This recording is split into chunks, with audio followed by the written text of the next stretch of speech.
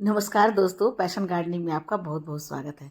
चलिए दोस्तों, आज मैं आप लोगों को अपने फ्रूट गार्डन की एक झलक दिखाते हुए आपको मलबरी, वाइट मलबरी के केयर टिप्स के बारे में बतलाऊंगी कि वाइट मलबरी पर जब फ्रूट लगे हों तो उस समय हम किस तरह से अपने प्लांट की केयर कर सकते हैं, कौन सा फर्टिलाइज़र डाल सकते हैं और कौन कौन कब कब किस तरह से उसकी केयर कर सकते हैं।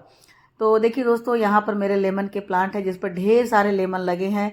इस लेमन की वीडियो मैं इसी साल 3-4 वीडियो मैं अब पब्लिश कर चुकी हूँ। मैंने ये भी दिखलाया है कि इस पर जब ढेर सारे कीड़े लगे हुए थे, मेरे मतलब कोई पत्ता नहीं दिखता था जिस पर कि कीड़े ना हो, ढेर सारे कीड़े लगे थे। उस समय मैंने एक सप्ताह में, मात्र एक सप्ताह में मैंने कीड़े हटाए। तो ये देखिए, शाम का समय है तो सूरज ढल रहा है और ये ढेर सारे मेरे फ्लावर भी खिले हुए हैं। चंपा के हैं, गुड़हल के हैं और यहाँ पर देखिए अनार में फिर से फ्लावरिंग स्टार्ट हो रही है। तो अभी से फ्लावरिंग होती है तो जनवरी फरवरी में इसमें लग जाते हैं अनार, पोमेग्रेनेट हैं, ये लग जाते हैं। तो अभी मैंने सभी में फर्टिलाइज़र डाला है। कौन सा फर्टिलाइज़र डाला है तो ये मैं अभी आप लोगों को बतलाऊंगी। जब मैं मलबरी के बारे में बतलाऊंगी तो मैं वो भी बतला दूंगी कि मैंने बाकी में क्या डाला। और ये देखिए गुआभा लगे हुए हैं, ये है इलाहाबादी गुआभा जो कि बहुत साइज में बहुत बड़ा है। तो चलिए दोस्तों, अब हम आ गए हैं अपने मलबरी के प्लांट के पास और ढेर सारे फलों से भरे हुए मलबरी मैं आप लोगों को दिखला रही हूँ। देखिए ये मेरा तो ये देखिए छोटा सा मेरा मलबरी है जिसकी हाइट मुझे लगता है कि लगभग 2 फीट से भी ज़्यादा नहीं होगी, 2 फीट ही होगी। और इस 2 फीट मतलब 1.5 से 2 फीट की है और इस 2 फीट के इस मलबरी के प्लांट पर ढेर सारे मलबरी लगे हैं। अभी नवंबर का महीना है, आप दोस्तों आप देख रहे हैं कि शुरुआती नवंबर है और इस समय इस मेरे प्लांट पर ये बहुत सारे फ्रूट लगे हैं। तो ये दोस्तों मलबरी भी 2 तरह की होती है, एक तो जो पर्पल वाली होती है, पकने पर जो पर्पल हो जाते हैं, और दूसरी ये है जो कि पकने के पर भी थोड़ी सी इसका जो रंग है, जो ग्रीन रंग है वो थोड़ा सा लाइट हो जाता है, तो इसे वाइट मलबरी कहते हैं। वाइट मलबरी हो या पर्पल मलबरी हो, पर्पल वाले जो होते हैं थोड़े से खट्टे होते हैं पकने के बाद भी, लेकिन ये जो मलबरी है ये बहुत ज़्यादा स्वीट होता है। और इसके जो फलने का जो समय होता है दोस्तों, ये 3 बार फ्रूट देता है। एक बार तो इस समय नवंबर दिसंबर में फलता है, फिर उसके बाद मार्च अप्रैल में फलता है, फिर जुलाई अगस्त में फलता है। तो ये 3 साइकिल पूरा करने के बाद फिर से नेक्स्ट साइकिल इसका ये नवंबर दिसंबर हो जाता है। तो ये मलबरी जो है दोस्तों हमारे हेल्थ के लिए बहुत ही अच्छा होता है। हमारे हेल्थ के बहुत सारे इश्यूज जो हैं इनसे दूर होते हैं। हमारे मतलब ये सबसे ऐसा फ्रूट है जिसे कि हम शुगर में भी खा सकते हैं। शुगर के जो पेशेंट है वो भी खा सकते हैं। ब्लड प्रेशर को ये कंट्रोल करता है और इसके बहुत सारे ऐसे इसमें न्यूट्रिएंट्स होते हैं जो हमारे हेल्थ के लिए बहुत अच्छे हैं। तो अब बात कर लेती हूँ कि किस तरह से ये निकलते हैं। इसमें फ्लावर नहीं होते हैं, डायरेक्ट इसमें पत्ते भी नहीं निकलते हैं, उसके पहले इसके फ्रूट निकलते हैं और फ्रूट के साथ ही इसके पत्ते भी निकलते हैं। ये कई जगह से इनके नोड बने होते हैं और हर नोड से जैसे ही इनके फ्रूट बनने लगते हैं तो वहीं से फ्रूट निकलते हैं और फिर उसके बाद पत्ते निकल जाते हैं। और ये गुच्छों में फलते हैं, जब भी फलते हैं तो गुच्छों में फलते हैं। तो और एक ही डाली पर कई सारे नोड होते हैं।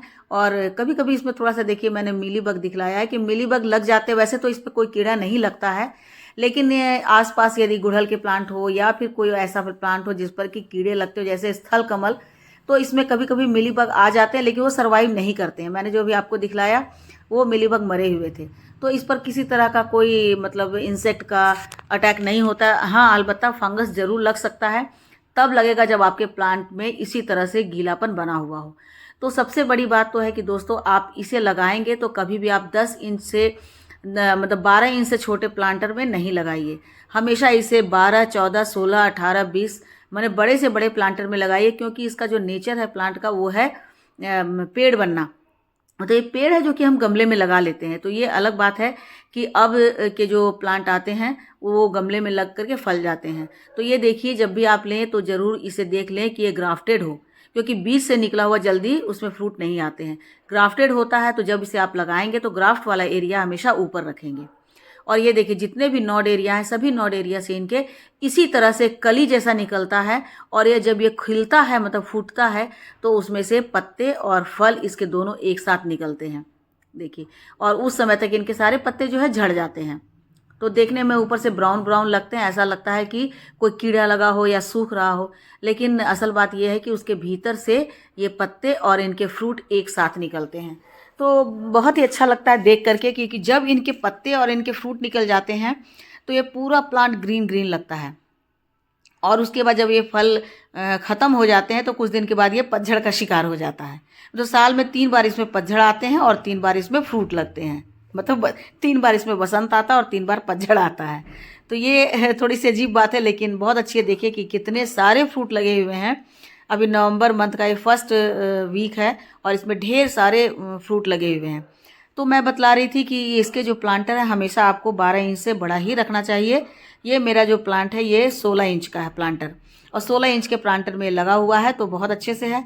अब जब इस तरह से आपके मलबरी के प्लांट पर फ्रूट आने शुरू हो गए हैं, जब जब फ्रूट आए तब तो आपको क्या ध्यान देना है कि आपको बहुत अच्छे से आधा केजी से 1 केजी, जैसा आपका प्लांटर है। यदि आपका प्लांटर 20 इंच का है तो आप 1 केजी दे दें। यदि आपका प्लांटर 12, 14, 16 इंच का है तो आप उसमें आधा केजी सड़ी हुई गोबर की खाद डाल दें या फिर वर्मी कंपोस्ट डाल दें।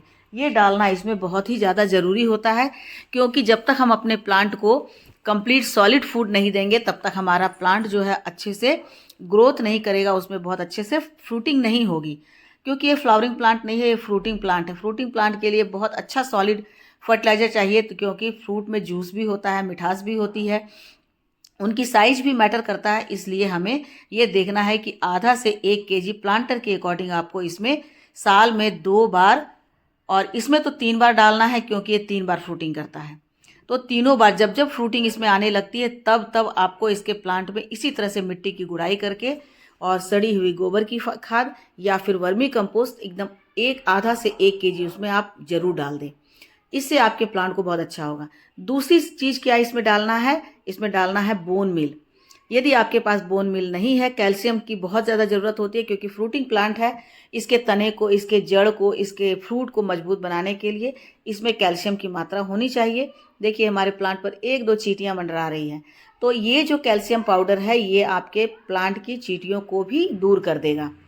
और इसके साथ साथ आप इसमें हल्दी पाउडर भी मिला सकते हैं, जो कि मैं मिला चुकी हूँ प्लांटर में, मैं आपको नहीं दिखलाई हूँ।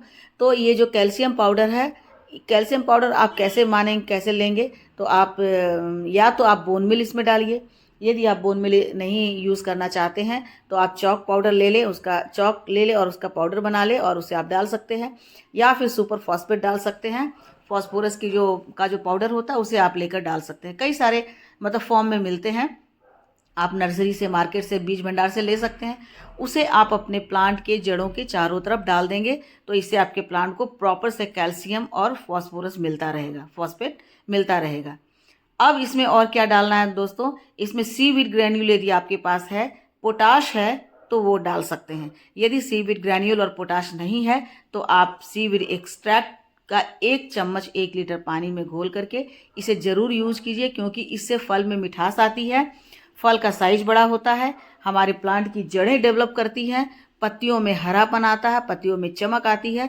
तो ये बहुत ज़्यादा ज़रूरी है, क्योंकि ये फ्रूटिंग प्लांट है। हमें चाहिए ऐसे फ्रूट जिसमें बहुत अच्छी से मिठास हो, उनकी साइज बहुत बड़ी हो और वो बहुत अच्छा से जूसी भी हो। तो इसके लिए हमें सीवीड एक्सट्रैक्ट डालना है। और उसके साथ एक और घरेलू चीज़ है दोस्तों, ये है प्याज के छिलके का फर्टिलाइज़र, जो कि मैं अपने सब प्लांट में डालती हूँ, चाहे वो मेरा गुड़हल का प्लांट हो, चंपा का प्लांट हो या फिर फ्रूटिंग प्लांट हो।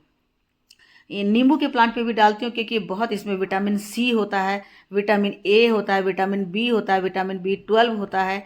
इसके अलावे calcium, iron, magnesium, phosphorus, potassium तो भरपूर मात्रा में होती है। तो ये हमारे प्लांट के लिए बहुत ज़रूरी है। लेकिन इसके साथ साथ मैंने जो आपको अभी बताया है कि गोबर की खाद और वर्मी कंपोस्ट और साथ ही साथ कैल्शियम पाउडर, सीवीड एक्सट्रैक्ट वो भी ज़रूरी है, क्योंकि हमारा ये फ्रूटिंग प्लांट है। तो ये जो है लाल पोटास, ये लाल पोटास बहुत ही ज़्यादा अच्छा होता है फ्रूटिंग प्लांट के लिए, क्योंकि यदि हम फ्रूटिंग प्लांट में जैसे अनार में डालते हैं तो अनार फटता नहीं है, या जो भी है, चीकू है, अंजीर है या फिर मलबरी है, जो भी हम फ्रूटिंग प्लांट होते हैं उसमें इस पोटास के कारण बहुत ज़्यादा मिठास आती है, क्योंकि ये मिट्टी को इतना उर्वर बनाता है और मिट्टी में ऐसी प्रॉपर्टी डालता है जिससे कि हमारे जो फ्रूट्स होते हैं वो बहुत ही ज़्यादा टेस्टी होते हैं, बहुत ज़्यादा जूसी होते हैं और बहुत ज़्यादा स्वीट होते हैं। तो खासकर पोटास जो है वो फ्रूटिंग प्लांट के लिए बहुत ही अच्छा होता है। तो इसे इस समय पोटास की बहुत ज़्यादा ज़रूरत होती है, क्योंकि आप देखिए जो भी हमारे जो फ्रूट बन रहे हैं वो फ्रूट की साइज़ अच्छी होगी, फ्रूट बड़े होंगे, उसमें बहुत ज़्यादा जूस होगा और बहुत ही फ्रेश लगेंगे। आप देख रहे हैं कि यहाँ पर मेरे जो फ्रूट हैं वो कितने अच्छे हैं, है ना, ये देखिए। तो ये सब इसी का नतीजा होता है कि हम अपने प्लांट पर इस समय पोटाश डालते हैं, और ख़ासकर ये रेड वाला पोटाश। यदि आपके पास सीविड एक्सट्रैक्ट नहीं है तो आप सिर्फ पोटाश डालें, और ये बस 1 चम्मच ये पोटाश इस मिट्टी के लिए काफ़ी होती है। तो मिट्टी में मैंने ऑलरेडी डाल दिया है, तो ये मैं आपको दिखला रही हूँ। सारे में मैंने एक साथ मिला करके ही डाल दिया था। तो ये देखिए, ये पोटाश हमारे प्लांट के लिए बहुत ही अच्छा होता है।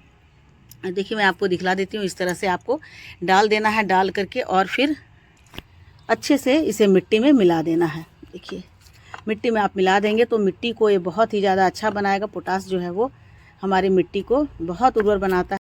यदि आपके पास पोटाश नहीं है तो इस तरह से आप ये सीवीड एक्सट्रैक्ट को 1 चम्मच 1 लीटर पानी में घोलकर आप यदि मिला करके मिट्टी में डाल देते हैं तो आपकी मिट्टी बहुत फर्टाइल हो जाएगी, बहुत सारे न्यूट्रिएंट्स उसे मिलेंगे और आपका प्लांट फिर भी बहुत अच्छा हो जाएगा।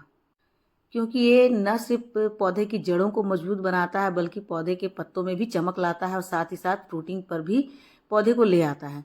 तो इस तरह से, और ये बहुत ही ऑर्गेनिक होता है। तो हम फ्रूटिंग प्लांट में जो भी फर्टिलाइज़र डालते हैं वो ऑर्गेनिक होता है। तो ऑर्गेनिक होने से वो फ्रूट हमारे लिए बहुत अच्छा होता है। तो इस तरह से आप अपने प्लांट पर ढेर सारे फ्रूट ले सकते हैं मलबरी पर। तो ठीक है दोस्तों, आज की वीडियो कैसी लगी? अच्छी लगी हो तो लाइक शेयर कमेंट कीजिए। मेरे चैनल पर नए हैं तो मुझे सब्सक्राइब कर लीजिए। मिलती हूँ अगले वीडियो में फिर से एक नई जानकारी के साथ। तब तक मेरे साथ बने रहें और अपना ढेर सारा